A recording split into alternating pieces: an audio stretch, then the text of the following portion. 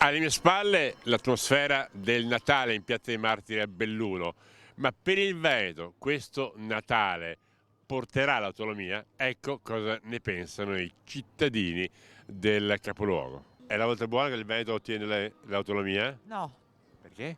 non lo so perché mi sembra che da quello che ho letto sia un'autonomia molto poco autonoma. Non sono molto favorevole a questa ipotesi, quindi io non credo, più che non credere, spero che non accada, almeno non nelle forme in cui è stata richiesta. Vediamo un attimo, insomma, i presupposti ci sono, vediamo. L'autonomia è la volta buona che arriva, secondo Spero lei? di sì. Spero di sì. La vedo ancora lunga e dura, però la speranza è l'ultima a morire. Lunga, ma arriva o no? Io spero di sì, sarebbe ora. Non ne sono convinto ancora. Sarebbe una bella cosa, sì. Secondo lei è la volta buona che al Veneto arriva l'autonomia? Ma non penso.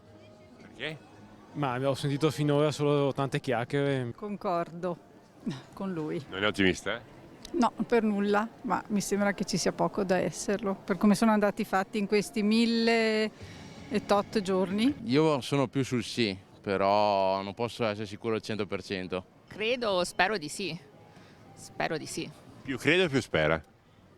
Più spero. Ci sono più possibilità, però non so il tipo di autonomia, che autonomia sarà, insomma.